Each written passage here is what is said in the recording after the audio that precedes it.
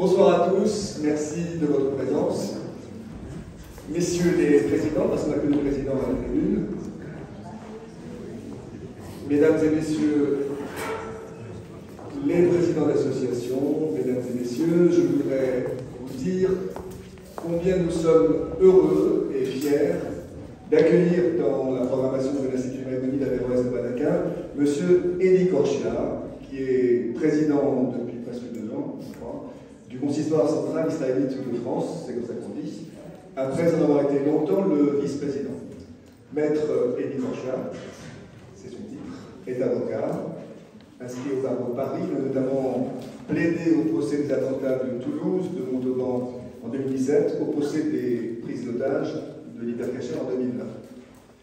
Il devait venir avec un autre grand avocat, Ariel Goldman, qui est président, lui, du Fonds social juif unifié, de la JU, depuis près de 10 ans.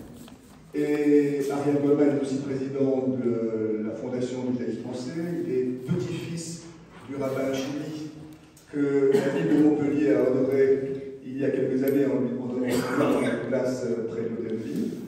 C'est dire que nous étions aussi ravis de l'accueillir. Malheureusement, Ariel Goldman n'a pas pu se rendre disponible. C'est donc seul que Eddy Korchia va nous parler de l'avenir des Juifs de France, que beaucoup envisagent avec circonspection, pour ne pas dire avec crainte. Il est sans doute loin le temps où l'on disait sans la moindre retenue « heureux comme un Juif en France ». La conférence de ce soir s'inscrit dans le cadre d'une programmation d'une grande richesse. Nous avons reçu Jonathan Arfi et Maurice Cyrulnik, Georges Bensoussan et notre chère présidente Mireille Lasdebel. Nous avons reçu le kabbaliste Julien Darmon et Thomas Chageli. Dans le cadre du Salon du Livre des mondes juifs auquel l'Institut est associé, nous avons eu Anne Dorka, Christophe Boltanski, Raphaël Jaoudambi, Marcel Benamou, tant d'autres. Il en manque un que je n'ai pas cité et qui figurait pourtant dans notre programmation. Je veux parler de M. Pierre Birnbaum, qui se cache là-bas derrière et que nous verrons dans un petit moment, qui n'a pas pu venir à la date prévue le 30 novembre dernier. Et comme notre directeur Michael Yankou est bon en calcul et bon en technique des compensations, vous savez, chères aux banques, il a eu l'excellente idée de réinviter Pierre Birnbaum pour ce soir. Ça nous permet d'avoir, comme prévu, 2 intervenants et ça nous promet un programme réellement copieux. Comme indiqué dans nos invitations, Pierre Birnbaum, que je remercie chaleureusement pour sa présence, interviendra à partir de 19h si les horaires sont respectés et je compte sur Alain et Michael pour qu'il en soit ainsi.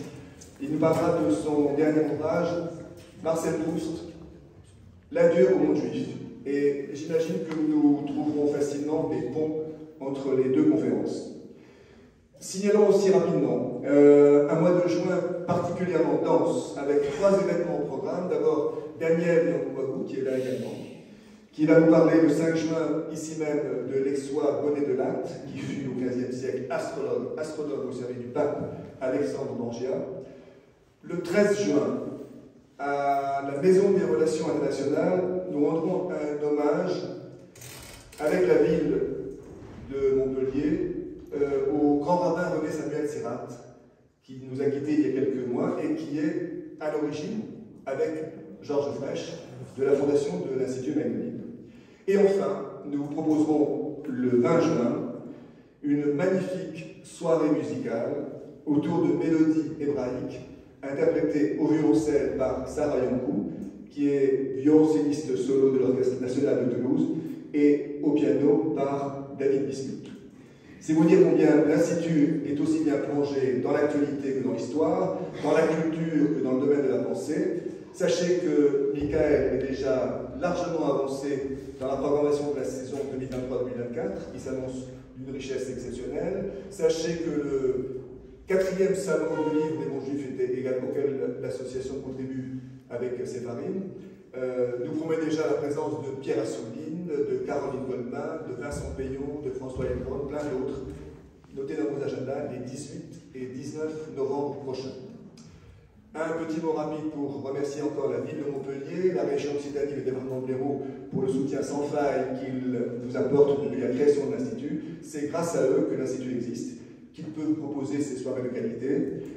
Je n'oublie pas de saluer ici tous nos partenaires pour cette soirée. D'abord, la CIN, avec sa vice-présidente qui est là, Mme Nicole Collet-Salmon, avec le consistoire régional et son président, M. Alain Zimmermann, et néanmoins cher ami, la Fondation pour le judaïsme français et le FSJU.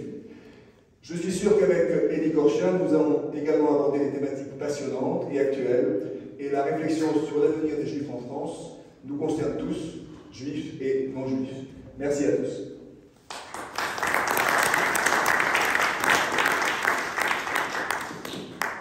Merci, cher monsieur Eddy. Bienvenue pour la dernière ligne droite de cette saison 2022-2023, qui est effectivement relativement riche. Et notre président délégué de vous comptabiliser les différentes personnalités reçues, de Mireille Maslevel à Maurice Léo, Annette Vivorca à Pierre Piroulao, sans oublier bien évidemment Georges Bensoussan, Thomas Jargeli et bien d'autres.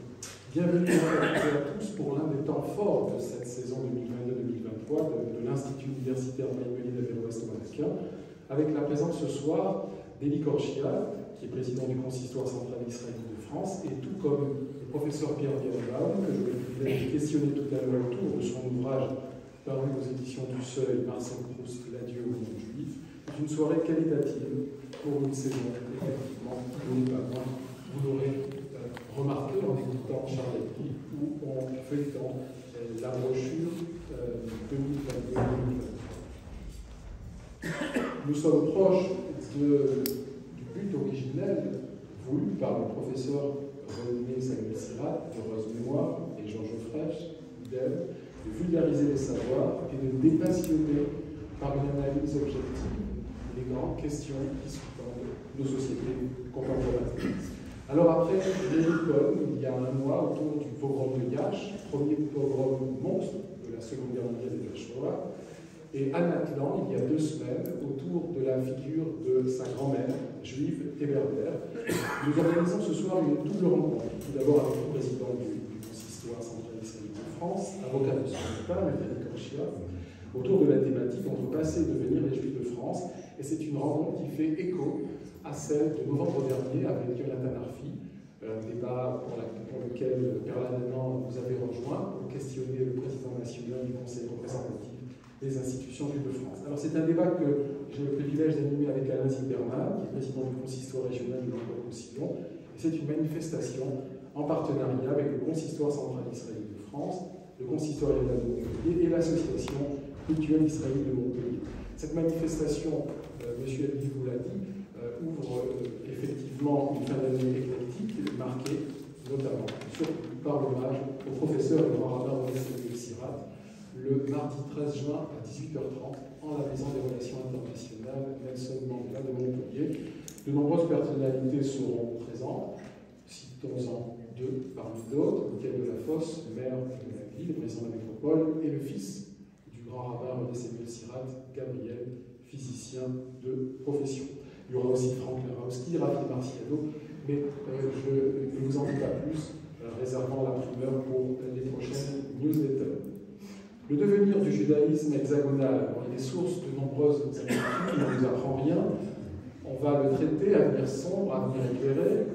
L'histoire des Juifs dans l'Hexagone remonte à des temps immémoriaux, pour preuve la découverte il y a une soixantaine d'années d'une lampe à huile en Provence qui démontre que les Juifs sont là depuis toujours dans l'ère hexagonale et qu'ils ont été, notamment pour notre belle région, et je ne cesse de le répéter, des passeurs de culture entre l'Ibérie musulmane et la chrétienté féodale. Ces cénacles de savants juifs hébraïsants, arabisants et hellénisants ont mis à profit les collectivités locales de leur potentialité, apport à la science du judaïsme, apport à la science tout court, Talmud Kabbalah, pour ce qui est de la science hébraïque, et de la science, les sciences exactes, la philologie et la médecine, et donc évidemment en tête. Il nous faut retenir, malgré des temps sombres pour la période médiévale, ces exemples de tolérance, de convivientia entre juifs et chrétiens autour de l'héritage gréco-romain. Pour la période contemporaine, car il y a une césure avec l'expulsion des monarques français au XIVe siècle, eh bien, des temps sombres et des temps plus éclairés. L'affaire Dreyfus et le régime de l'État français de Vichy qui ont provoqué des marches arrière à une émancipation si chèrement acquise avec la Révolution française. La France est le premier pays en Europe à octroyer des droits égaux à tout un chacun, le deuxième dans le monde après les États-Unis d'Amérique. Alors de ce passé, quelle lecture? Temps faste, tolérance, transmission du savoir pour la période médiévale, expulsion, marginalisation et signes distinctifs dans le vêtement. Pour la période contemporaine, que retenir? L'émancipation, l'intégration du 19e ou l'affaire Dreyfus. Mais il y aura une incidence sur le sionisme politique moderne. Retenir aussi Vichy ou les Justes. Tout retenir de cette rencontre féconde entre les représentants de la loi mosaïque et de la France. Alors aujourd'hui, c'est le premier pays juif en Europe, certes 1% de la population, où le judaïsme déploie une voilure impressionnante de créativité en culture, économie, mais avec une judéophobie crescendo, comme en témoignent les terribles meurtres, assassinats de ces dernières années, Ilan Halimi, Otsara Torah, Sarah Halimi, Mireille Knoll. Alors, l'avenir du mosaïsme est-il compromis? Avec Alain, on a pas mal de questions, chers maîtres, à vous poser. Je ne sais pas si on pourra toutes les aborder, mais effectivement, l'antisémitisme, le devoir de mémoire d'histoire de la Shoah, l'avantage rituel, la circoncision, la laïcité, bref, voilà quelques pistes que nous allons suivre avec Alain Zilberman ce soir. Et je lui cède d'ailleurs tout de suite la parole, non sans avoir remercié Didi Libre, la Gazette de Montpellier, Métropolitain, Radio Aviva et Académie. Alain.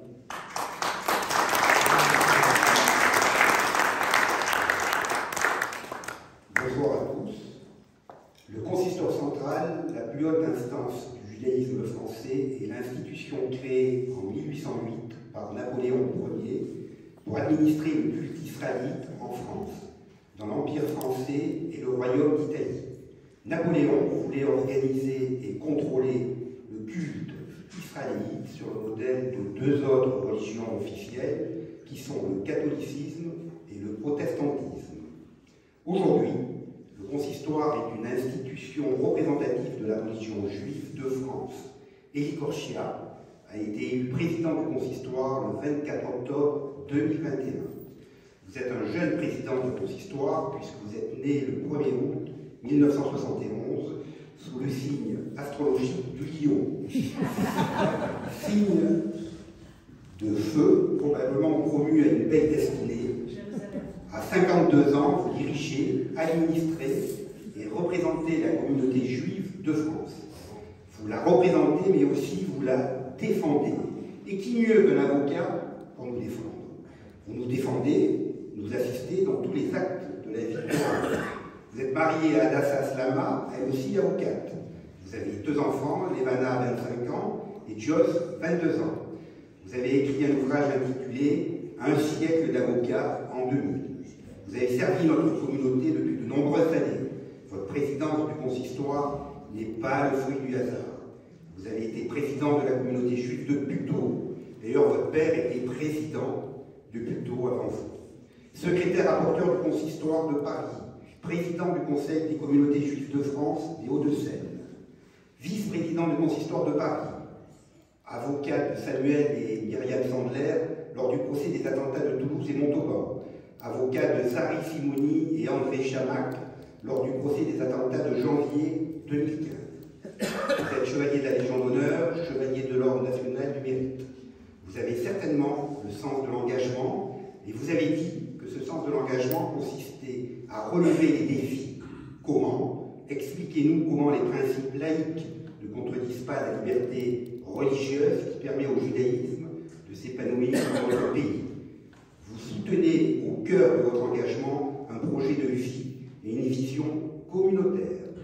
Défendre, c'est dans vos gènes, si j'ose dire.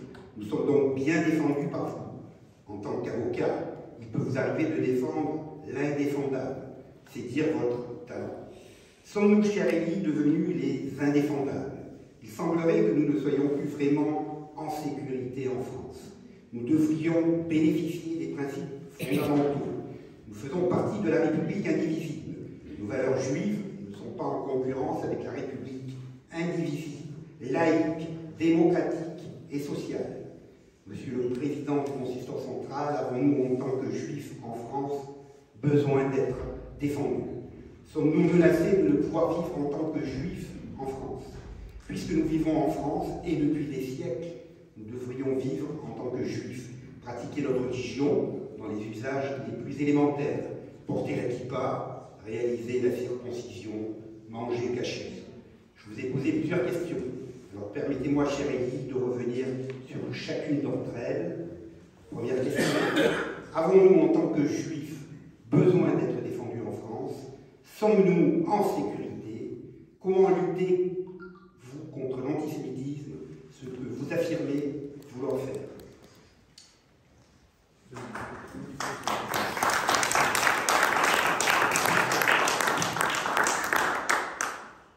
Merci, cher Alain.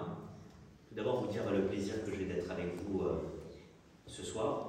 Cher Président, cher Michael Yankou, mesdames et messieurs, je ne vais pas vous citer tous parce que j'en connais déjà certains d'entre vous et ça me fait très plaisir d'être avec vous, que ce soit du consistoire israélite de Marseille, de Montpellier, d'autres personnalités que je vois ici de cette belle ville de Montpellier et même d'autres villes avoisinantes comme la Grande Motte ou Castelnau qui sont ici présents ce soir.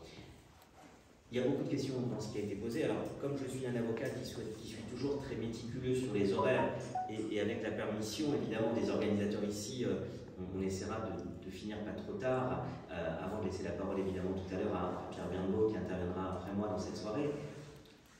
J'essaierai d'être précis et rapide sur les différentes questions qui pourraient m'être posées parce qu'il est aussi important que ce soit interactif. Première question, est-ce que les Juifs ont besoin d'être défendus aujourd'hui? Évidemment, non. On n'a pas besoin d'être défendus parce que nous sommes dans notre pays, en France, depuis bien longtemps. Et bien avant le consistoire, on parlait tout à l'heure des trois piliers de la communauté juive française. Il faut savoir qu'entre 1808 et 1943, pendant quasiment 150 ans, et Michael Yankou ne me contredira pas, il y avait le consistoire. Et seulement le consistoire, qui gérait tout. Puis à la fin de la Seconde Guerre mondiale, on a décidé intelligemment, par le consistoire de France d'ailleurs, à l'époque, qu'il fallait créer une autre association qui s'occuperait plus principalement des relations avec les politiques, même si évidemment dans nos communautés juives à travers la France, on est en relation directement avec le personnel politique. Et puis quelques années plus tard, en 1950, le président du Conseil central décide de créer le Fonds social juif unifié, dont d'ailleurs le baron de Rothschild à l'époque, mon prédécesseur, a assuré la double présidence pendant quasiment 10 ans jusqu'au début des années 60. Aujourd'hui, on fonctionne sur ce modèle. Et ce qui est déjà intéressant, c'est que nous travaillons dans une parfaite concertation. Vous avez parlé de mon ami Jonathan Arfi, avec qui je suis en contact quasiment tous les jours, et avec Ariel Goldman au Fonds social, évidemment, nous sommes au quotidien en France, ensemble, pour défendre les intérêts du judaïsme français. Nous n'avons pas à nous justifier de quoi que ce soit dans ce pays. Nous sommes, dans notre pays, des citoyens français de confession juive qui n'avons pas à rougir d'une quelconque double allégeance. Nous pouvons être, et c'est ce que je prône tous les jours de l'année, à la fois des citoyens parfaitement engagés dans ce pays, qui avons toujours été les bons élèves de la République française, les bons élèves de la loi de 1905 sur la séparation de l'Église et de l'État, il y a déjà plus d'un siècle, et en 1905, nous sommes quasiment un siècle après la création du consistoire central en France. Rappelez-vous, 1808, effectivement, mon cher Alain, 7 consistoires départementaux qui sont créés. Aujourd'hui, il y en a quasiment 18. Et la communauté juive française n'a cessé de se réinventer tout en étant toujours parfaitement conforme à sa devise. Pour ceux qui ne s'en souviendraient pas, la devise du consistoire central depuis 215 ans aujourd'hui, c'est religion et patrie. C'est-à-dire qu'il n'y a jamais eu d'antinomie, et je tiens à le redire ici, c'est toute ma vie finalement de dirigeant et de militant communautaire, il n'y a aucune antinomie entre notre amour pour la République, notre amour pour la patrie, notre amour et notre engagement pour la France, et en même temps notre identité juive, que nous n'avons pas ni à cacher, ni à montrer d'ailleurs, plus en étendard que cela, ça fait partie de nous-mêmes. Donc ça, c'est pour répondre à cette première question, j'ai un discours très clair à ce sujet. Je rappelle d'ailleurs régulièrement, et j'essaierai toujours de vous donner des exemples concrets de mon action depuis tout juste 18 mois au sein du Concert de France dans mon rôle de président. Quand je suis intervenu très souvent au niveau des médias, dans les radios, les télévisions, on nous ramène toujours à 1808, date importante effectivement, date de la création du consistoire, et parfois à 1791, date évidemment après la Révolution française, de l'accession en 1791 de la citoyenneté. Mais Quelques mois après mon élection, au mois de juillet dernier 2022, rappelez-vous, j'avais créé un événement qui s'appelle Yom Rashi. Yom Rashi qui va devenir une biennale et qui a accueilli à Troyes, là où vivait Rashi au Moyen-Âge, non pas 1000 ou 1500 personnes, plus de 2000 participants qui sont venus de toute la France, dans une petite communauté en plein mois de juillet, pour célébrer la vitalité, je dis bien la vitalité du judaïsme français.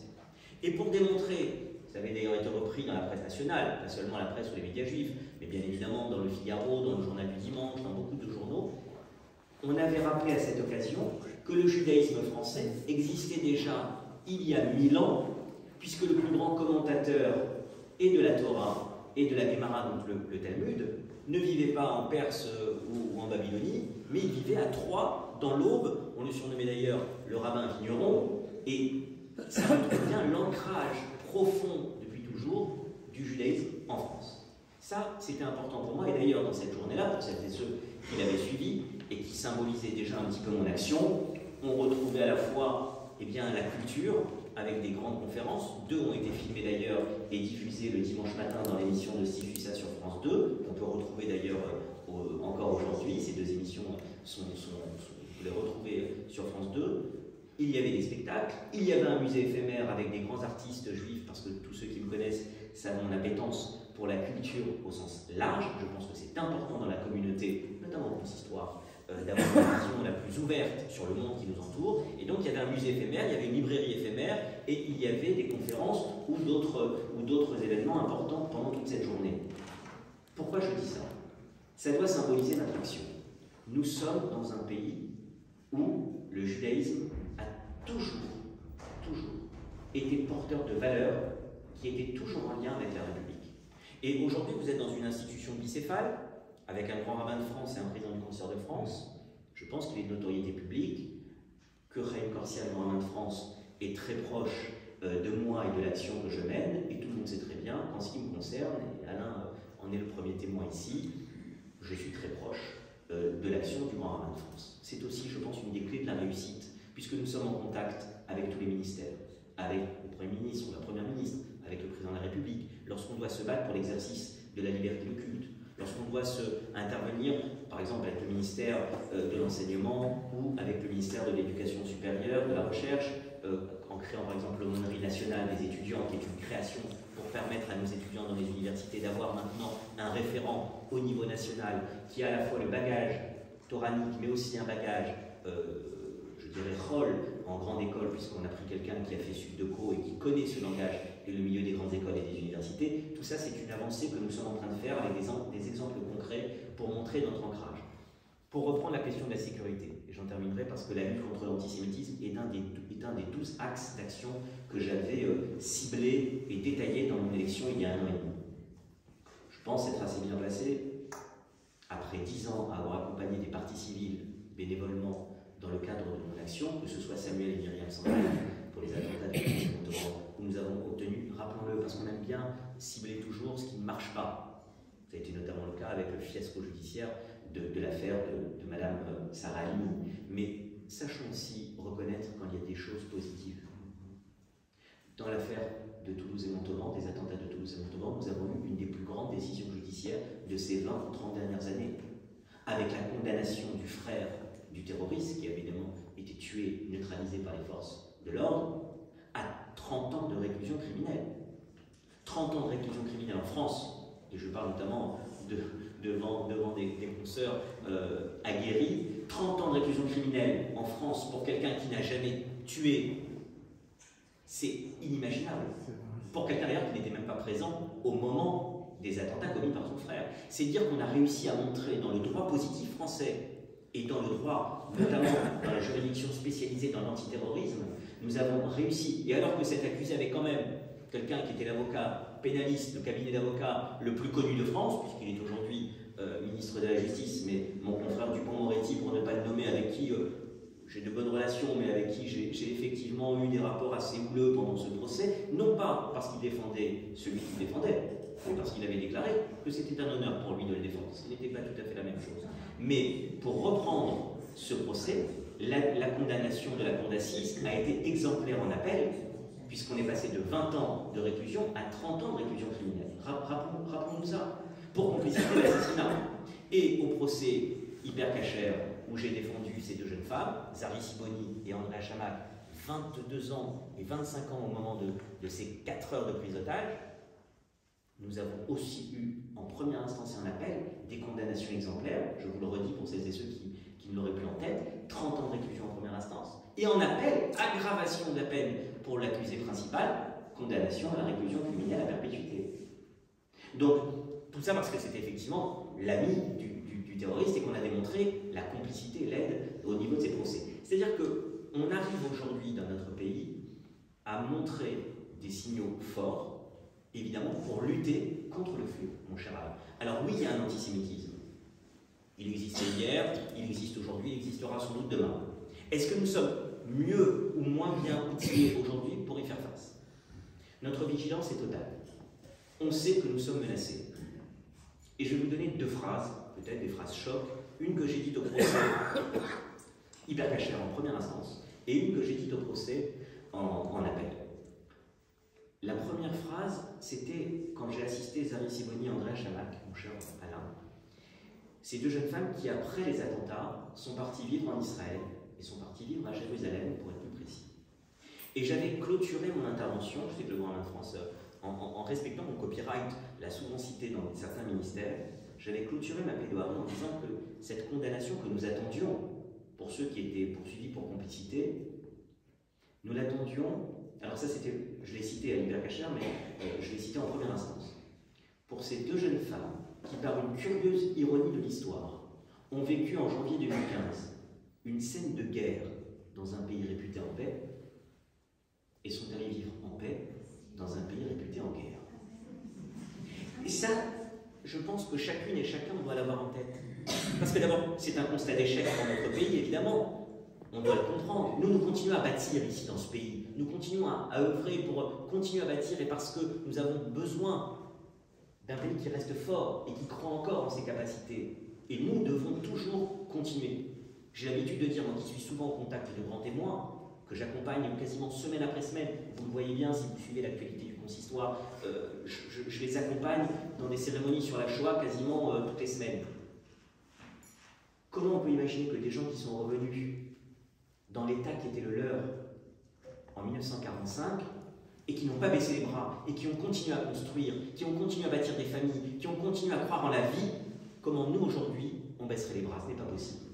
Donc on continue à croire, on continue à se battre, mais reconnaissons que c'est un constat d'échec quand on a des jeunes personnes qui partent en Israël. Et la deuxième phrase, et j'aurais terminé sur cette première question sur la lutte contre l'antisémitisme qui me tient tant à cœur, c'est une phrase que j'ai prononcée en appel. J'ai expliqué effectivement que si, entre mars 2012 et 2015, le pays a bien pris conscience que le danger de l'islamisme radical, puisque ne nous trompons pas, mars 2012, c'est l'an 0 du terrorisme islamiste qui tue en France. Mais la prise de conscience au niveau national n'intervient pas, malheureusement, en mars 2012. On pense que c'est des soldats qui ont été tués à Montauban, c'est le risque du métier, et puis, comme je l'ai dit aux assises, que des juifs soient tués, un papa et puis 3 petits-enfants de 3, 6 et 8 ans soient tués dans une école, après tout, c'est peut-être le risque du métier de vivre aussi quand on est juif, et qu'on peut mourir sous les balles d'un terroriste. Il faudra attendre, en fait, 2015, et soyons très clairs, pas l'Hyper Cacher, Charlie Hebdo, pour que le pays tout entier ait cette prise de conscience. Ce qui m'a fait dire en appel, et ce sera ma dernière phrase à ce sujet, que nous avons compris depuis janvier 2015, et encore plus après avec les tueries du Bataclan et du 13 novembre, nous avons compris, après que les victimes juives aient été trop longtemps dans l'angle mort de notre conscience collective, comme je l'ai plaidé, nous avons compris que toute la France peut être aujourd'hui la cible d'attentats terroristes. Et comme je l'ai dit, je terminerai par ça, parce que c'était aussi une petite phrase que j'avais tenu à plaider. Vous vous souvenez de George Orwell qui, en 1945, juste après la fin de la Seconde Guerre mondiale, publie un ouvrage retentissant, très métaphorique, qui s'appelle La ferme des animaux. Et dans La ferme des animaux, George Orwell nous apprend cette fameuse phrase que l'on a appris quand on était collégien. Tous les êtres humains sont égaux, mais certains sont plus égaux que d'autres.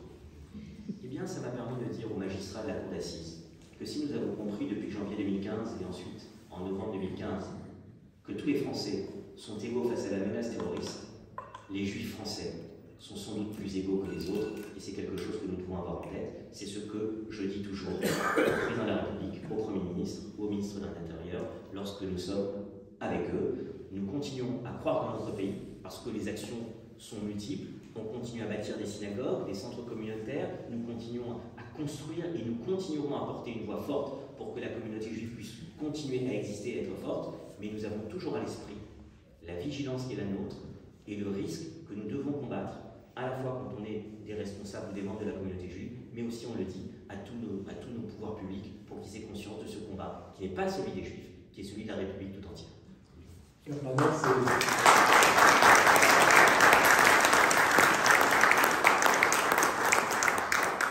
Permanence et mutation de l'antisémitisme et de l'histoire, on parle souvent de l'angoisse sourde dans le judaïsme français. La bataille est difficile mais pas perdue, a affirmé Jonathan Arfi il y a quelques mois. Êtes-vous optimiste quant à l'avenir? Y a-t-il des raisons d'espérer? Voyez-vous, sans être Nostradamus, qui d'ailleurs était d'ascendance juive, de père et de mère, êtes-vous inquiet, effectivement? Et à propos de Yom Rashi, c'est une proposition que je vous fais, puisque les assises du judaïsme français sont à chercher quelque part entre Arles et Narbonne, pourquoi ne pas faire un Yom Tivoli à lui-même? C'est une ville d'exégèse et où le Moré des Doctrines a été traduit en 1204. Voilà, à réfléchir. Alors, je réponds rapidement en un mot. On a 5 questions et je réponds en un mot. Rapide. Cher président, cher Alain, je réponds en un mot à Michael Yankou et je passe tout de suite à la question numéro 2. Optimisme ou pessimisme? Déjà par nature, je suis optimiste. Sinon, je ne ferai pas une activité bénévole et associative comme celle que je fais actuellement, qui m'occupe presque autant, si ce n'est plus, que mon métier d'avocat. Non, je crois que la vigilance dont j'ai parlé à l'instant démontre bien que ce n'est pas une question de pessimisme, c'est une question de réalisme et de lucidité. Il faudrait être naïf pour ne pas être inquiet dans les périodes que nous vivons. Et j'ai un sujet d'inquiétude et un sujet d'optimisme. Alors je vais commencer par le sujet d'inquiétude. Le sujet d'inquiétude n'est pas la prise en compte du mal. Je crois que nous avons, au niveau de l'État, une prise en compte très claire de la racine des sources du mal. On n'est plus comme dans les années 1998-2000, rappelez-vous, où on avait des pouvoirs publics au niveau de l'État qui semblaient être dans le déni de ce qui était en train de se passer dans l'antisémitisme. Rappelez-vous le livre de Georges Bensoussan, dont on parlait tout à l'heure, 2002, il y a un peu plus de 20 ans, Les territoires perdus de la République. Il était publié avec des personnes qui témoignaient sous couvert d'anonymat, avec des pseudonymes qui ne mettaient pas de leur nom. Et quand le livre est sorti, on n'en a pas trop parlé, on essayait de cacher ce sujet.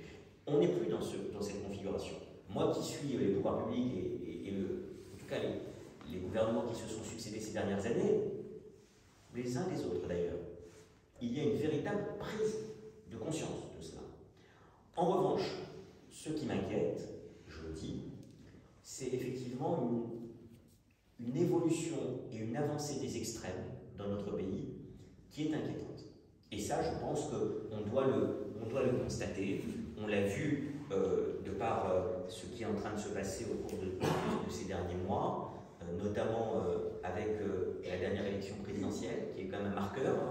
On se rend compte qu'à un moment donné, on arrive à des élections qui amènent les extrêmes dans notre pays à des rôles très importants, que ce soit l'extrême droite, que ce soit l'extrême gauche. Et mon inquiétude aujourd'hui, c'est qu'on a l'impression que l'arc républicain que nous connaissions avec des valeurs qui étaient portées de façon traditionnelle au cours de ces 30 dernières années, ne serait-ce que de ces 30 dernières années, on a l'impression que tout est en train de s'effriter, qu'on est dans une période où tout est inflammable, où ça peut aller très vite. Et effectivement, on pourrait remettre en cause un certain nombre de principes. Donc moi, j'en citerai 2, et je m'étais prononcé là-dessus d'ailleurs lors de la dernière élection présidentielle. C'est la liberté d'exercice de culte.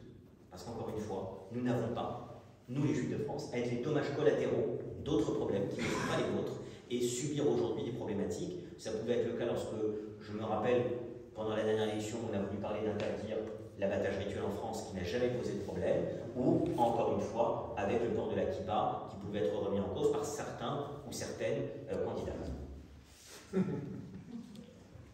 La pratique de notre religion est-elle menacée? Mais là, tu m'as devancé. Je commencerai par le port de la kippa, cette calotte portée sur la tête par les juifs pratiquants, puisque les signes religieux dans les monuments publics et non pas dans les espaces publics seraient interdits par la loi de 1905 sur la laïcité. Pourrons-nous continuer de porter la kippa en France? C'est très clair, je m'étais positionné par rapport à ça. Alors il faut savoir qu'il y avait une attaque directe et une attaque indirecte lors de leur dernière élection présidentielle. L'attaque directe portait sur l'abattage rituel. Vous savez qu'il y a des lobbies pro-animaux très forts. D'ailleurs, c'est très drôle parce qu'on voit bien que sur ces questions-là, pour empêcher les juifs de continuer à consommer de la viande qu'ils ont pu produire ou abattre en France, qui n'a pas posé de problème pendant des décennies et des décennies, on se retrouve avec des adversaires du côté de l'extrême droite, notamment le lobby pro-Bardot, l'association Brigitte Bardot et d'autres, et on a aussi, enfin, qui sont rattachés en tout cas, pas officiellement, mais on sait très bien qu'il y a une mouvance d'extrême droite qui prône ça, et puis on a aussi une mouvance d'extrême gauche qui évidemment est très active sur ce sujet. Donc moi en tout cas je m'étais positionné très clairement, il n'est pas question aujourd'hui de revenir sur un sujet qui a permis, tout en respectant les règles de la laïcité, de pouvoir respecter notre liberté cultuelle, et ça c'était une attaque directe. En ce qui concerne le port de la kippa, c'est une attaque indirecte, parce qu'on n'a pas parlé directement des juifs dans cette campagne-là, dans la dernière campagne de 2022, contrairement aux assertions de Jordan Bardella ou de Marine Le Pen. Sur la kippa, là c'est parti plutôt du Rassemblement National, on était sur le voile. Mais ne soyons pas dupes, on sait très bien que si on en vient à vouloir interdire le voile, non, on n'est pas en train de parler de la loi qui a déjà été en France, qui interdit le voile dans certains espaces. On est en train de parler de sortir dans la rue. On sait très bien que si on arrivait à une extrême pareille, mais demain, quelqu'un qui voudrait sortir le Shabbat matin pour aller dans la rue, pour aller à la synagogue avec sa kippa, ou tout simplement sortir dans la rue dans la semaine avec sa kippa, eh bien on pourrait l'attaquer. Et là encore, je vous rappelle d'un candidat malheureux à cette élection présidentielle qui était monté dans les intentions de vote jusqu'à 16% et qui a fini à 7%, mais rappelez-vous quand même que d'autres candidats étaient venus à un moment donné nous parler d'amendes qui pourraient être infligées à des personnes qui sortiraient avec une kippa dans la rue. Donc il faut faire attention à ce que j'appelle une laïcité belliqueuse, à l'inverse d'une laïcité que nous avons toujours prônée, qui est une laïcité intelligente, une laïcité de bonne aloi, avec laquelle nous sommes aujourd'hui en tout cas en cours, et je suis heureux que dans le débat de l'entre-deux tours, ce sujet de l'exercice de la pratique religieuse avait été d'ailleurs dans le débat un clivage, et quand je m'étais prononcé dans une interview dans le journal Le Monde dans l'entre-deux tours, eh bien je n'étais pas intervenu sur des procès d'intention contre X ou Y ou Z. J'étais intervenu sur cette liberté d'exercice du culte en disant que pour nous, c'était un critère qui devait être pris en considération. Alors, troisième question, la pratique du judaïsme débute par la cacheroute, ce code alimentaire prescrit aux enfants d'Israël dans la Torah. Comment préserver notre abattage rituel et le faire se concorder avec les valeurs écologiques qui sont plus que jamais dans l'air du temps? Comment sauvegarder nos rites et nos traditions? Vous avez d'ailleurs appelé à voter Macron comme le grand rabbin de France, Chaim Corsia, au second tour de la présidentielle en 2022, estimant qu'en cas de victoire de Marine Le Pen, les Juifs de France pourraient se voir interdits de continuer à manger cachère. En quoi est-ce essentiel de manger cachère? Alors, il faudrait toute la soirée pour répondre de façon précise à cette question. Alors, comme nous avons un temps restreint, je vais répondre très simplement. D'abord, je ne reviendrai pas sur les raisons pourquoi il faut manger cachère. Je parle sous le contrôle du rabbin de Montpellier, donc je ne vais pas commencer à rentrer dans un Dvar Torah. Non, ce qui m'intéresse surtout, quand on se positionne, quand on prend parti, en tout cas c'est mon cas, et je l'ai toujours assumé, je prends parti sur des points précis. Encore une fois, je n'aime pas les attaques ad hominem, je n'aime pas les procès d'intention, ni contre les uns ni contre les autres. Sur cette question-là, on a touché à un moment donné à un des fondamentaux des Juifs de France.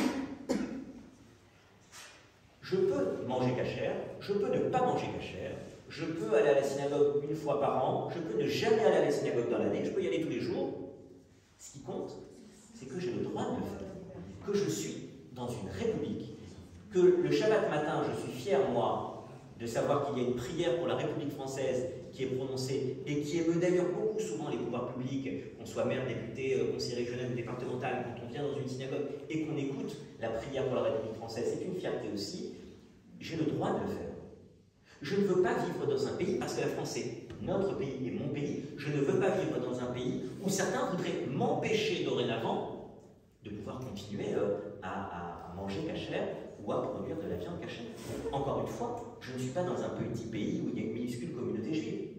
Nous sommes en France, dans la 3e communauté juive mondiale. Après Israël et les États-Unis, c'est la France la communauté la plus importante. Celles ou ceux qui, dans leur programme électoral, la question n'est pas de dire je soutiens Macron, je soutiens Le Pen, je soutiens X ou Y. D'ailleurs, avant le premier tour, il n'était pas question d'ailleurs de donner une opinion. Mais dans l'entre-deux tours, quand ces sujets de la liberté de pratique religieuse étaient au cœur de sujets précis dans la campagne, il était important de se positionner. Ça, c'est important. Et je terminerai sur une deuxième chose qui me tient à cœur. Et j'en fais avec le Grand Vincent d'ailleurs un point de principe. Nous devons travailler notre communication. Ce qui m'inquiète, ce qui est inacceptable, c'est que certains pro-lobby en la matière ont réussi à instiller l'idée que le judaïsme ne respecterait pas tant l'écologie, mon cher Alain, le bien-être animal. Et donc il y aurait une antinomie, une contradiction en disant regardez, ces juifs, d'ailleurs pour une fois, sur ce sujet-là, nous sommes totalement en concertation avec les musulmans. On essaie toujours parfois d'opposer les juifs et les musulmans. Très sincèrement, si on n'avait pas les musulmans qui étaient avec nous dans ce combat-là, je ne sais pas si on en sera encore aujourd'hui où nous en sommes. Parce que nous sommes unis, finalement, dans ce combat. Quand on veut reprendre, ou quand on veut contrecarrer l'abattage rituel, on veut s'attaquer autant aux musulmans qu'aux juifs. Mais pour revenir là-dessus, il est important de démontrer, et nous travaillons à ce sujet avec le Grand Rabbin de France, moi-même, le Grand Rabbin Fison, qui est Grand Rabbin de la Moselle, qui est un de nos proches et qui est aussi vétérinaire, donc c'est un plus pour nous important. Nous travaillons pour démontrer que contrairement à ceux qui voudraient mentir sur ce sujet, comme sur l'histoire d'Israël apartheid, on y reviendra peut-être dans les questions, il est important que sur la communication nous soyons bons et que nous démontrions qu'il n'y a aucune antinomie dans le judaïsme depuis la nuit des temps entre le bien-être des animaux et le judaïsme. Et le judaïsme n'est pas synonyme dans sa pratique de cruauté sur les animaux. Ça c'est important, parce qu'on est dans une époque où tout va très vite, que quand N214 balance une vidéo où il y a des problèmes dans tel abattoir, qui ne fait pas du tout de cachère d'ailleurs, je peux vous dire que la vidéo, dans les 2 heures qui suivent, les messages que vous retrouvez sur les réseaux sociaux, c'est « à quand on arrêtera l'abattage rituel en France ?» Et donc, il faut que nous intervenions là-dessus. Un petit exemple concret, le Grand Rabbin Fison a écrit un livre il y a 1 an sur la notion de l'animal dans le judaïsme, et à l'intérieur, il ne parle pas que de ça, mais il parle notamment de toute la vision du judaïsme au moment de l'abattage des animaux. Eh bien, nous avons pris des centaines de livres avec le Grand Rabbin de France. Nous avons commandé au consistoire ces livres, et nous avons déposé dans les cases des parlementaires français pour qu'ils puissent lire ce livre, de quelqu'un qui est à la fois un grand rabbin Fison, mais aussi un vétérinaire, parce que vous savez notamment que le président du Sénat, Gérard Larcher, est vétérinaire de profession. Eh bien, nous avons fait déposer dans toutes les toques des sénateurs cet ouvrage pour que les parlementaires puissent lire et avoir connaissance de ce sujet. Encore une fois, ce qui nous met souvent en difficulté, c'est 1, la communication, et 2, l'absence de connaissances parmi celles et ceux qui nous entourent. Alors, Alain, j'aimerais juste rebondir, si tu permets. On associe souvent abattage rituel avec circoncision. J'imagine que c'est le même combat, et on a reçu il y a 2 mois Thomas Gergely, directeur de l'Institut d'études du judaïsme de Bruxelles, pour traiter en profondeur de ces questions d'abattage rituel et de circoncision. J'imagine, je connais votre réponse, mais voilà, je voulais parler de la circoncision. Et aussi, nous avons l'impression, en tout cas en province, que les communautés vieillissent, décroissent. Y a-t-il pour autant une crise de la foi? Est-il une désaffection des synagogues? Peut-être pas en région parisienne? Je vais vous répondre très rapidement aux 2 sujets. Sur la question de la circoncision et de l'abattage, effectivement, on met souvent ça en perspective. On est comme sur 2 problématiques très très différentes. Prenez la question de la Belgique. En Belgique, ils ont perdu, parce qu'ils n'ont pas une structure comme le consistoire très très puissante au niveau de ses moyens, de ses actions, de ses communications. Ils ont perdu le combat. Là, ils ont été devant la Cour européenne des droits de l'homme. On attend la décision qui va être rendue, mais la situation est mauvaise par rapport à la Belgique, et on ne veut pas que ça fasse effectivement tache d'huile. Donc ça, effectivement, Il y a un risque accru sur la question. Sur la circoncision, pas vraiment aujourd'hui, parce que d'abord, il y a ce qu'on appellerait en droit une tolérance qui a toujours été permise sur cet acte, qui reste quand même un acte médical, même si on permet cette tolérance. Il y a un sujet, moi, qui me gêne et sur lequel nous avançons avec le droit romain de France très fortement, c'est que, comme vous le savez, la circoncision, tout le monde peut la faire. Et c'est même une mitzvah, parce que le contrôle du rabbin, c'est même une mitzvah, si je peux faire la circoncision sur mon fils, de la faire. Il n'est pas question, là, on ait une obligation d'être médecin ou pas. Ce qui a pu poser problème, et ce qui me paraît important à améliorer dans notre système, surtout au moment où, sur les réseaux sociaux, vous savez, il peut y avoir un problème dans une circoncision, et ça peut faire le tour de France ou du monde en quelques instants, c'est qu'on encadre la circoncision. On ne peut pas la gérer. D'ailleurs, elle ne dépend pas de nous. Ce n'est pas le Conseil de France qui peut avoir aujourd'hui une gestion des circoncisions dans toute la France. On croit qu'on doit l'encadrer. Alors nous avons créé, et je serai rapide là-dessus, je vous donne à chaque fois les grandes lignes, et puis après on pourra développer, en dehors de ce soir. Premièrement, l'association des moalim français. C'est quoi l'association des moalim français? C'est se dire, il y a, imaginons, 100 moalim qui font des brit milot en France. Certains peuvent être médecins, d'autres ne sont pas médecins. Oui, un moël, c'est quelqu'un qui fait la circoncision, qui a l'habitude de faire la circoncision et qui pratique des circoncisions tout au long de l'année. Certains sont des médecins, d'autres ne sont pas du tout médecins. C'est un acte quand même, c'est un jour un problème qui peut créer des complications et des difficultés. On peut d'ailleurs même avoir des complications sur le plan légal ou juridique. Il était donc important pour nous de créer une association des moalim français, avec des médecins, des professeurs en médecine, des assureurs, un certain nombre de personnes qui vont suivre, qui vont faire un petit peu une formation continue de ces moalim. Et qui va surtout, et ça c'est très important, les assurer. Parce qu'il faut savoir que, depuis la nuit des temps, lorsqu'on fait une circoncision, il n'y a pas d'assurance. Vous imaginez en plus une compagnie d'assurance qui va prendre en charge pour quelqu'un qui n'est même pas médecin la responsabilité sur un acte où le fœtus à un enfant. Eh bien, nous avons eu un contrat d'assurance qui aujourd'hui permet aux moalim, les gens qui font la circoncision, de rentrer dans cette association, de pouvoir bénéficier d'une assurance. Ça, c'est le premier point. Et puis le deuxième point qui nous tient à cœur avec le droit romain de France, c'est que vous savez, depuis là aussi la nuit des temps, il y a 3 phases, je ne vais pas rentrer dans la technicité, mais il y a 3 étapes au moment de la circoncision, et la 3e et dernière étape, c'est une succion du sang au moment où la circoncision est faite sur le bébé. Or, cette succion a toujours été pratiquée, je n'en parle dans les détails, mais a toujours été pratiquée directement avec la bouche. Aujourd'hui, on sait qu'il y a des risques d'herpès, notamment, et des enfants qui, chaque année, alors évidemment, sur 1000, le taux n'est peut-être que de 3 ou 4 sur 1000, mais il existe quand même. Donc nous voulons, parce qu'il y a aujourd'hui un système avec une pipette, qui permet de respecter tout à fait la halakha au niveau de cette étape de la circoncision, mais qui permet d'être totalement neutre en matière de risque médical. Et moi, je tiens à limiter tous les risques possibles en matière de circoncision, et avec le droit romain de France, nous avons donc demandé que les circonciseurs qui veulent faire partie de cette association respectent des règles, et donc ça permettra aux familles qui font la demande d'avoir des moalim, des circonciseurs qui respectent un cursus, qui sont assurés et qui peuvent rentrer dans cette association. C'est un plus qui va être donné à la communauté juive française. Je voudrais même aller plus loin, que ceux qui ne respecteraient pas, moalim, qui ne respecteraient pas les conditions et les règles, non seulement ne soient pas évidemment dans l'association, c'est normal, mais ne soient pas autorisés dans nos synagogues consistoriales à faire une circoncision. Alors aujourd'hui, vous savez, c'est comme dans la loi, l'avocat que je suis sait très bien qu'il y a des textes, et le plus dur, c'est l'application des textes.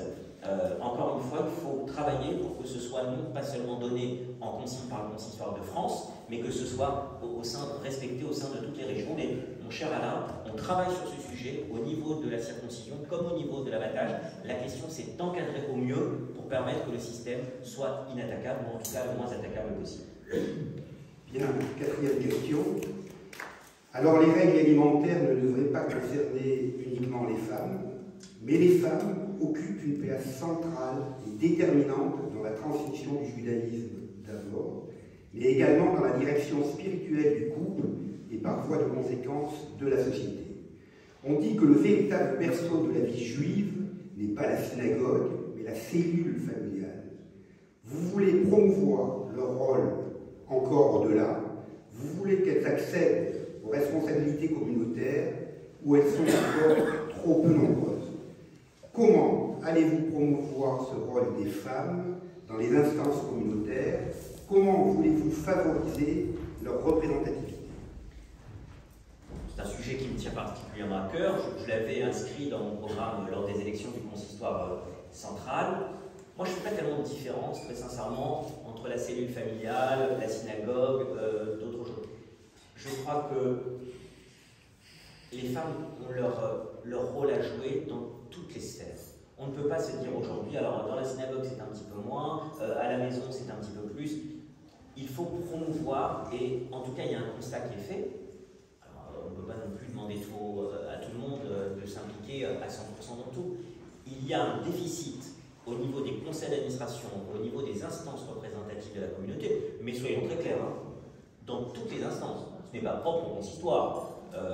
Que ce soit moi qui fréquente toutes les institutions juives déjà, c'est le cas partout, au Fonds social, au CRIF, dans toutes les institutions c'est la même chose, et même en dehors de la communauté juive, on sait très bien qu'il y a beaucoup de progrès à faire. Alors il est vrai que nous, on a toujours eu traditionnellement des hommes qui étaient principalement dans les institutions communautaires. Et je pense qu'il faut intégrer beaucoup plus, il faut aller chercher, il faut motiver beaucoup plus de femmes. Pour moi, il y a deux écueils aujourd'hui dans nos instances.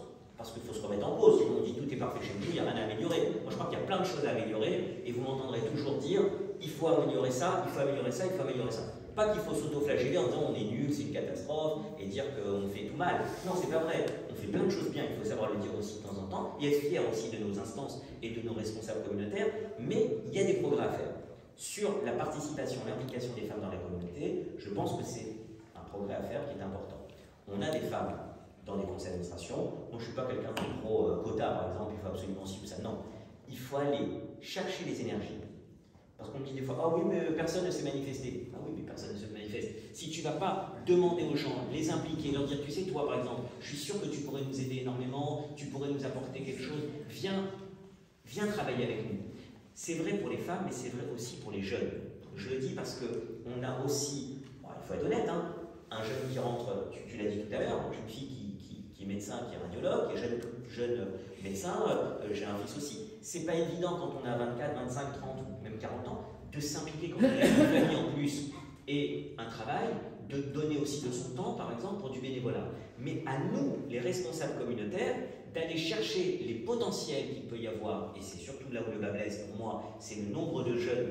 Quand je dis jeunes, c'est au sens large. Déjà, ma fille me dit arrête de parler des jeunes quand tu parles de gens de 30 ou 40 ans. Un jeune, c'est 20 ans. Donc, effectivement, les jeunes au sens large, ou même un peu moins jeunes, on a un problème. Il faut aller, et je le dis à tous mes amis dans toute la France quand je traverse les consistoires, mais même en dehors du consistoire, il faut aller récupérer, détecter des gens qui peuvent avoir la fibre communautaire. Après, je peux très bien avoir des gens qui n'ont pas le temps ou qui n'ont pas d'appétence sur ce sujet. Mais je pense qu'il faut aller chercher les gens et il faut que les femmes participent encore plus. Moi, en tout cas, vous savez, j'essaye de promouvoir au maximum l'importance dans nos conseils d'administration, dans les organes de décision, qu'il y ait des femmes le plus souvent avec nous, parce qu'on doit travailler les uns avec les autres. Et donc, c'est un sujet sur lequel je veux continuer. Et d'ailleurs, je suis très content de voir que dans certaines communautés, j'étais par exemple à Versailles, où la moitié du conseil d'administration, par exemple, ce sont des femmes avec des hommes. J'étais à Nancy, où la moitié du conseil d'administration, par exemple à Colmar, dans l'est de la France, c'est une femme qui vient de prendre la présidence de la communauté.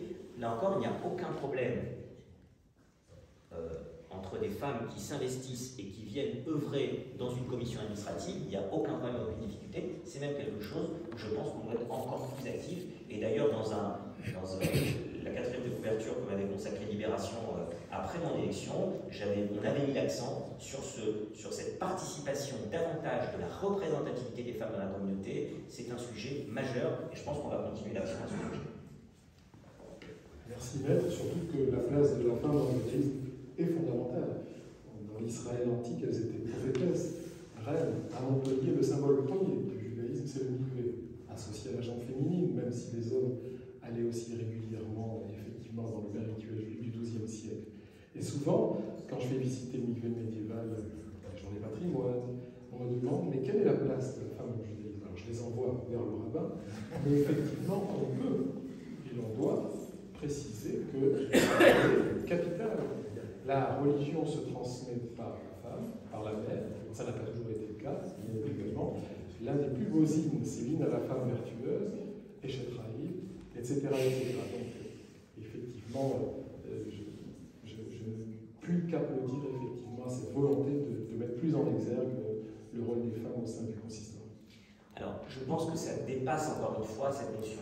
C'est-à-dire qu'évidemment, on sait très bien l'importance de la femme dans le judaïsme, et ça, effectivement, c'est expliqué sur le fond. Et il y a effectivement, vous avez bien fait de rappeler, vraiment le rôle pilier de l'épouse, de la mère, de la femme dans le judaïsme. Évidemment, le rôle d'ailleurs des matriarches est aussi mis en avant dans nos textes que le rôle des patriarches. Donc il n'y a pas de difficulté par rapport à ça.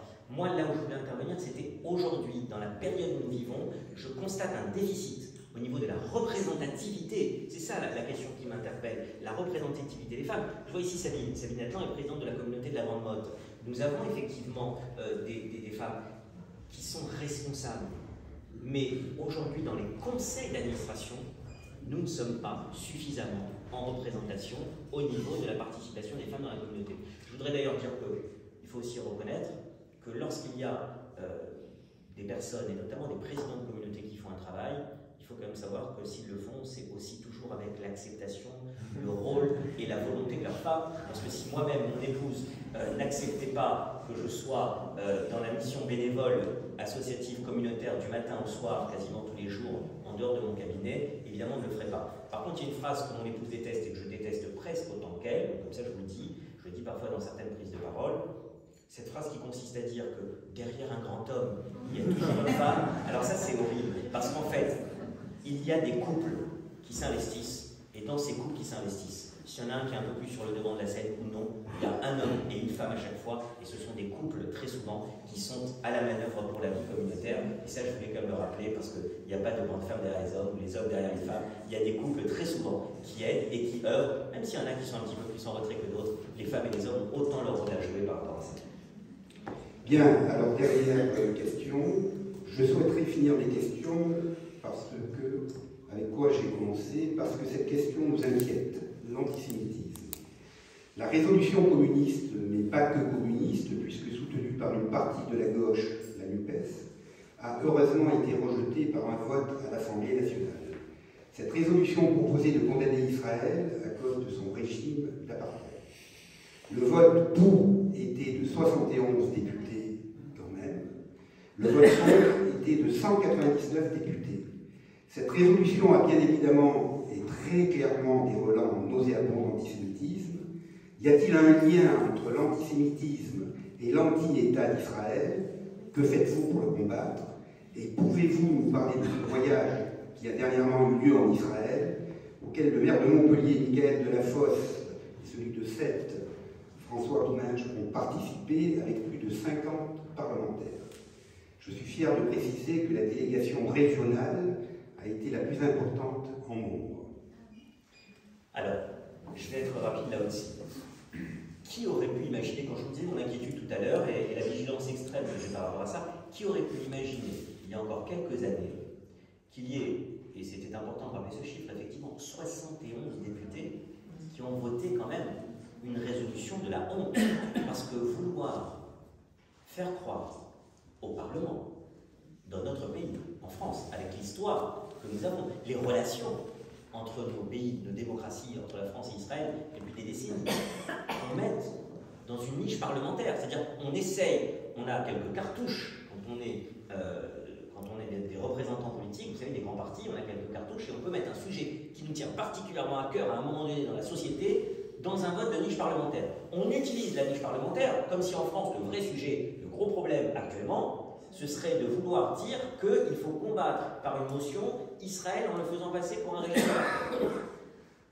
Pourquoi c'est un antisémitisme déguisé? Pourquoi on dit, et je le dis, que l'antisionisme est un des nouveaux visages de l'antisémitisme? C'est parce que quand on veut faire croire qu'Israël est un régime d'apartheid, on veut faire croire qu'Israël ressemble à l'Afrique du Sud de l'époque. On veut donc faire croire que l'Afrique du Sud, qui était raciste, ressemble aujourd'hui à Israël, qui est un pays raciste. Et donc, que l'opprimé d'hier, pendant la Seconde Guerre mondiale, face à l'oppresseur, celui qui souffrait d'être considéré comme des sous-hommes, aujourd'hui, en 2023, fait subir aux autres ce qu'il a vécu, c'est-à-dire l'oppression. Et que lui-même, par un syllogisme rapide, est donc aujourd'hui raciste. Et que si l'Israélien est raciste et fait régner un régime d'apartheid, quand on sait ce que c'était que le régime d'apartheid, interdit aux Noirs dans les bus, interdit aux Noirs dans les jardins, interdit aux Noirs dans les fils des magasins, quand on sait ça, c'est donc finalement que le juif, puisque l'Israélien est très souvent qualifié d'abord de juif, Israël est quand même appelé, dans son synonyme médiatique, l'État hébreu. Donc on essaye de faire croire que si l'Israélien est raciste, le juif est raciste. Et donc évidemment, dans cette importation qu'on a aujourd'hui, c'est aussi un des motifs, un des mobiles très souvent de l'antisémitisme contemporain. Pourquoi il fallait combattre ça? Par des actions concrètes. Moi, l'action concrète que j'ai mise en place, et c'est ce que je ferai à chaque fois, vous l'avez vu, hein, Yom Rashi, je vous le disais tout à l'heure, comment on a mis le judaïsme à l'honneur, ce sera le cas aussi dans l'université d'été du judaïsme français que je vais organiser, parce que vous savez que je veux valoriser tous les consistoires de région, et ça aura lieu à Marseille, dans le consistoire d'Aix-de-Provence, du 9 au 11 juillet, avec des dirigeants communautaires de toute la France qui vont réfléchir à l'avenir du judaïsme français. Et là, le voyage de la Convention nationale en Israël, c'était quoi? Ça fait près de 15 ans qu'il n'y avait pas eu un grand voyage. Il y a des voyages organisés par le CRIF, le Fonds social, le CRIF, beaucoup d'associations juives. Moi, j'ai voulu revenir à ce qui existait dans les années 2000 et qui n'existait plus depuis la fin des années 2000. La France n'est plus le même pays et Israël n'est plus le même pays qu'à la fin des années 2000. C'est-à-dire un grand voyage national de nos communautés juives. Qui représente les communautés juives? C'est le Consistoire de France, qui réunissent à la fois des dirigeants des communautés juives de France, nous étions 180, et je tenais à ce que tous les consistoires de France soient représentés. Ils étaient tous présents, même ceux où il y a un petit peu moins de juifs, tous les consistoires, toutes les régions étaient là, et 50 élus politiques, tu l'as bien rappelé Alain, pas seulement des parlementaires.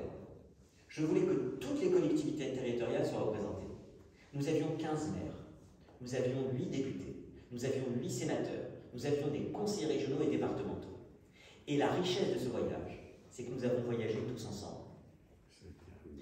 Qu'on soit président de la Grande Motte comme Sabine Adlan, qu'on soit président régional, qu'on soit président de la communauté juive de Sète, de Narbonne, de Nîmes, il y avait encore Béziers, et bien, pour parler de Perpignan, que pour cette région. Imaginez, c'était le cas dans toutes les régions. Nous avons voyagé pour montrer que les dirigeants juifs qui se battent au quotidien pour faire vivre leur communauté. Parfois, on est dans des communautés où il y a 500 personnes. J'habite à Boulogne. Quand on est dans certaines communautés, effectivement, en région parisienne aujourd'hui, ou même en province, et certaines grandes villes, où on compte les gens par centaines le Shabbat. Mais il y en a d'autres où on se bat, et c'est très méritoire pour moi, et je veux les aider, pour continuer à avoir minyan le Shabbat matin. Notre force, c'est notre maillage territorial. Et je terminerai là-dessus, parce qu'il faut être fier aussi de notre identité juive française. Quand vous allez dans les autres pays, enlevez Israël, enlevez les États-Unis, allez dans le monde entier, vous remarquerez que dans les pays, très souvent, la communauté juive se résume à 4 ou 5 villes, pas plus. Prenez l'Europe, Allemagne, les 2 autres grands pays au niveau européen. Aujourd'hui, vous allez en Allemagne, il y a des juifs, hein, on enlève la période de la Seconde Guerre mondiale, il y a toujours des juifs, et il y en a encore, il y a une communauté qui s'est beaucoup reconstituée en Allemagne. Mais vous allez à Berlin, à Munich, à Francfort, mais à part 4 ou 5 villes, c'est très faible. Allez en Angleterre, évidemment il y a Londres, évidemment il y a Manchester, et encore peut-être 2-3 villes, mais il y a plein d'autres endroits où il n'y a rien. Quand vous êtes en France, la richesse de notre patrimoine, c'est que vous êtes de Lille à Strasbourg, de Nantes à Perpignan, à Bordeaux, à Montpellier, à Nice, à Lyon, ou en Alsace, à Colmar ou à Metz, vous avez une vie riche au niveau de tout le pays. Et ça, c'est l'apport aussi de Napoléon et du consistoire de notre modèle, que nous avons continué à travailler. Et c'est ça qui est fort. On aurait pu dire, bon, il y a quelque chose qui a été créé en 1808, enfin, depuis, regardez aujourd'hui, il reste 4 pôles communautaires en France, et puis le reste, il n'y a plus rien. On continue à faire vivre ce judaïsme français partout, et c'est aussi notre richesse, la richesse de notre pays. Alors, pour terminer là-dessus, quand on a voyagé en Israël pendant 5 jours, et que j'ai essayé de faire un programme qui représente tout le sens de mon action, c'est-à-dire de la solennité, de la mémoire. On a été à Yad Vashem, mais on a été aussi à Rovit, qui était, pour celles et ceux qui n'ont pas été à Rovit, c'est magnifique de faire une grande cérémonie là-bas, comme nous l'avons fait, mais nous avons fait aussi des grandes soirées culturelles, en faisant venir un Francis Huster et une Isabelle Turin, la violoniste, en Israël, en privatisant le théâtre Abima à Tel Aviv, pour montrer la culture juive, qui est à la fois France, mais en Israël.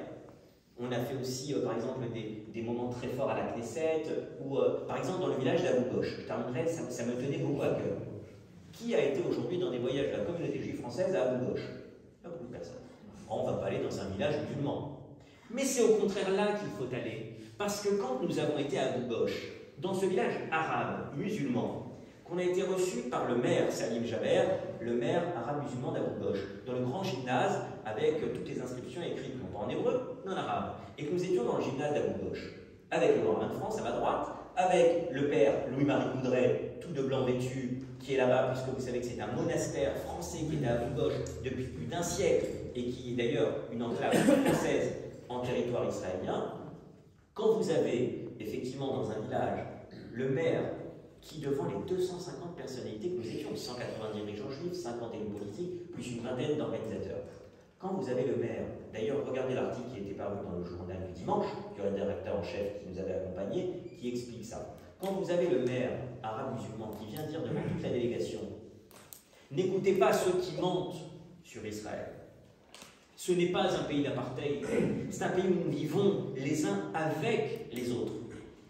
Quand c'est un maire arabe qui le dit, ça a beaucoup plus de force encore que lorsque c'est un dirigeant juif. Et c'est pour ça que dans ce voyage, pourquoi je crois qu'ils sont tous revenus, les élus politiques ou les dirigeants juifs, heureux? C'est parce qu'on a su, et parce que en tout cas c'est le sens de mon action, et c'est pour ça que je reste intimement optimiste dans notre action de terrain. On a réussi à montrer en Israël, comme c'est notre vocation aussi de le faire en France, qu'il n'y a pas de mensonge qui doit être véhiculé, et qu'au contraire, on doit, que ce soit ici ou en Israël, véhiculer des messages de paix, de tolérance et de vision dans l'avenir. C'est ce qu'on a essayé de faire et c'est ce que je continuerai modestement à faire avec toutes celles et ceux qui m'entourent au consistoire, mais je le dis bien plus largement, toutes celles et ceux qui nous entourent au sens large, que ce soit dans la communauté juive et en dehors, auprès de tous nos amis qui ne sont pas de la communauté juive.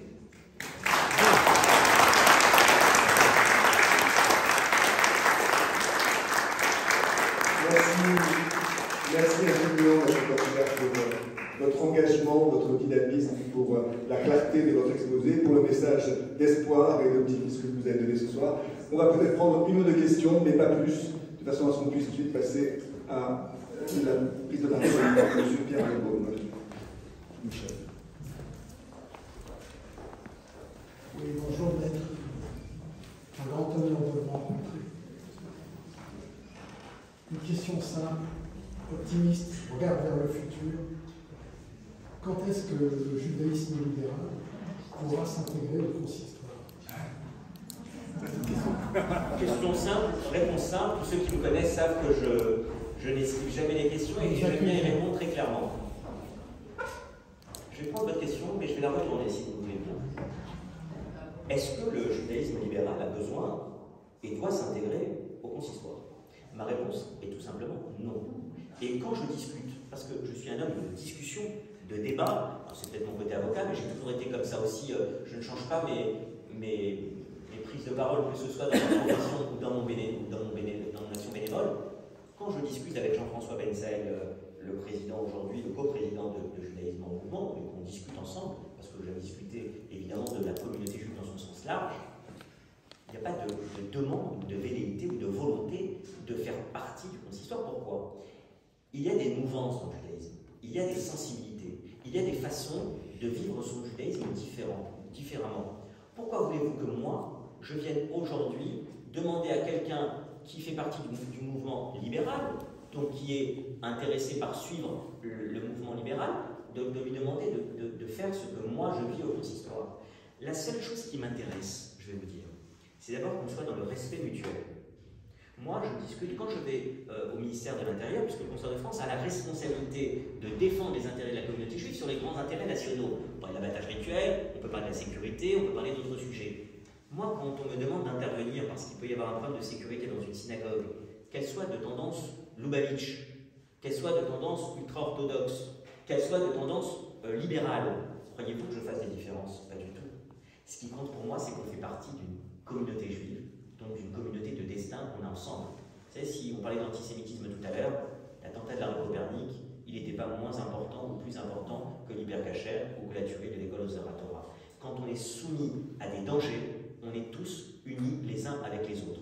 Donc moi je suis pour que se respecter et être ensemble dans un échange toujours harmonieux. On était à la lecture des noms de la Shoah il y a quelque temps, à l'initiative de Judaïsme en mouvement, c'était à l'origine le mouvement libéral. Nous le faisons en concertation et en accord totalement avec le consistoire, et nous étions mémorables de la Shoah pour respecter la mémoire des morts, nous sommes ensemble. Après, je ne vais pas demander à des gens qui suivent la mouvance libérale de devenir consistoriaux. Moi, je ne suis pas dans le prosélytisme déjà des juifs vis-à-vis des non-juifs. Alors, je ne suis pas non plus dans le prosélytisme et vouloir que tout le monde devienne comme moi. La seule chose que je veux, c'est que quelqu'un, je le disais tout à l'heure, vous m'avez entendu le dire, qu'on soit un peu pratiquant. D'ailleurs, je n'aime pas le mot religieux, vous m'entendrez plutôt parler de pratiquant, le mot religieux est très souvent galvaudé.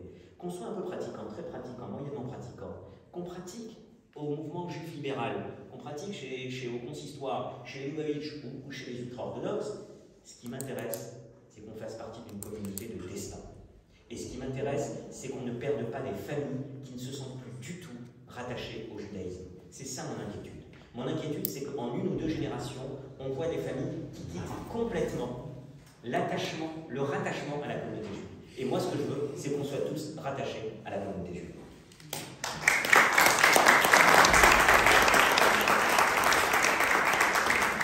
Voilà, chers amis, on va remercier chaleureusement Nathalie Korchia, présidente du consistoire central israélite de France, d'être venue à Montpellier, de nous avoir présenté son combat, sa mission, cette institution, cette vénérable, cette noble institution, du coup à Napoléon. Remercier Alain Zilberman pour avoir animé le débat. Et nous vous disons à très bientôt, chers maîtres. C'était un plaisir et un honneur de vous accueillir dans ce que nos co-religionnaires pour l'Académie médiévale à nouveau appelaient ainsi Ira, la ville de la montagne, Har Ga'ash, la montagne de l'agitation, Ira Kodesh, la ville sainte. C'était un honneur de vous entendre. Bravo pour votre dynamisme et votre action. Merci.